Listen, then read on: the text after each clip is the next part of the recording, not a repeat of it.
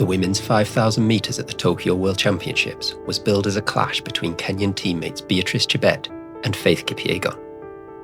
Both athletes are all-time talents, with Kipyegon dominating the 1,500 metres over the last decade, and Chebet well on the way to being able to claim the title of greatest distance runner of all time. But this field also boasted some other incredibly strong athletes. Gudaf Tsegay, Ethiopia's best chance of a medal, was the former world record holder in the event and has incredible 1,500 metre pedigree herself.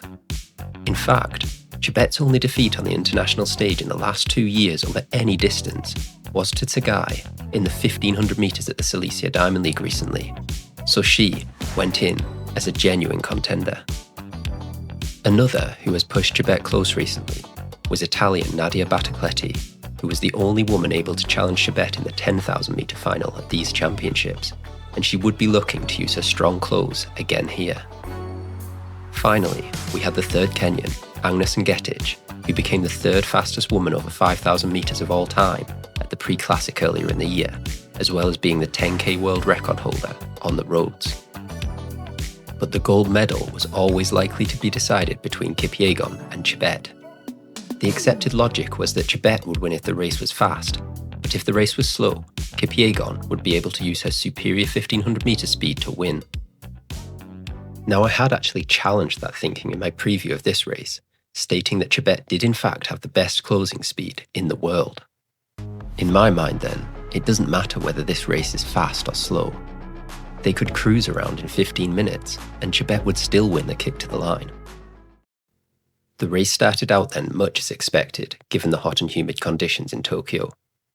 No one wanted to use too much energy too early, and the Americans Shelby Houlihan and Gisette Andrews made their way to the front during a pedestrian 77-second first lap.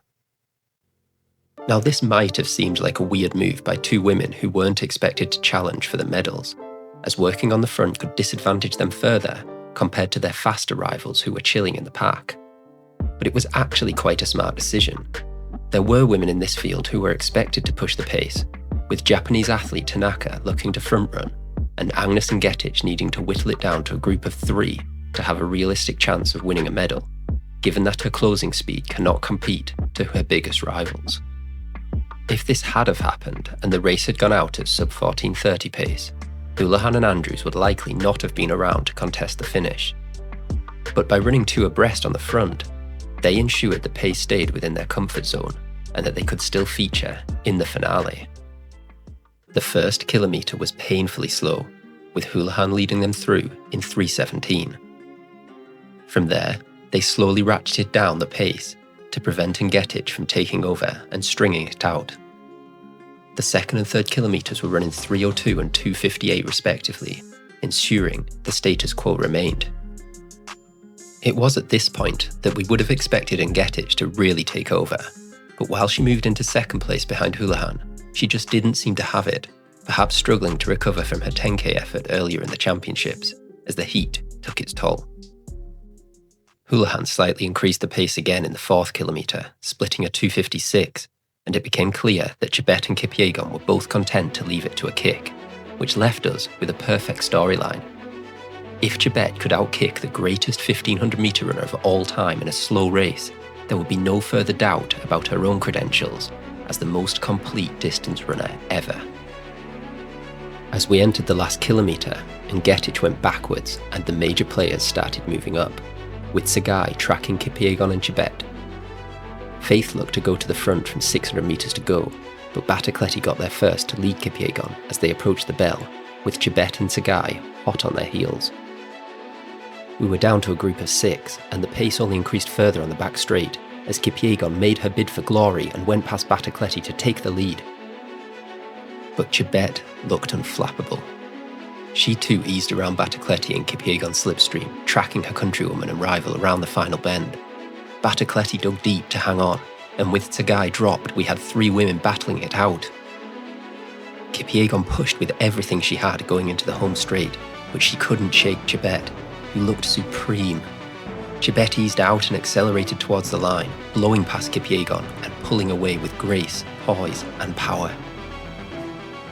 As she crossed the line, all doubt had been extinguished. She had faced down Kipyegon in a slow race, the only type of race in which Faith could possibly have been expected to win, and yet had still emerged victorious. We were looking at the most complete distance runner of all time. Nadia Battocletti kicked strongly for bronze, again flying the flag for European distance running in a heavily East African-dominated event. Houlihan and Andrews were awarded for their tactical shrewdness and courage to control the race at a pace that suited them, coming 4th and 6th respectively. But in the end, it was all about Beatrice Chebet. Rarely has there been an athlete so dominant. She is the reigning Olympic champion over the 5,000 and 10,000 metres, the world champion in both events, and holds the world records over both distances. Where can she possibly go from here?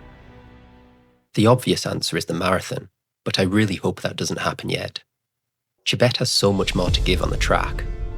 The fact that she has just outkicked Kipyegon in a slow 5,000 metre race here reinforces my belief that she could actually win a championship 1,500 metre race too. She ran her first 1,500 metre race outside of Kenya at the Cilicia Diamond League this year, running solo to a 3:54 clocking after Tsegay had got the jump on her and set the paces off faster than world record pace. With more practice, Chebet could probably approach Kipyegon's world record in that event, and would certainly be in contention in the last lap of a championship race, where she would be able to unleash her unrivaled kick. I'm going to put it out there now. I would love to see Chebet attempt the 1,500, 5,000 and 10,000 metre triple at the next World Championships in Beijing in 2027. Great athletes such as Sifan Hassan and Gudaf Tsegay have tried and failed, but Chebet has all the tools needed to win gold in all 3 events at a single championships.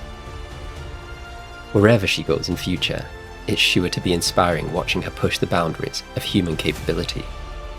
I'll be following her progress closely over the coming years, so please remember to subscribe to keep up to date with all things distance running, and drop me a like on this video to help me out further.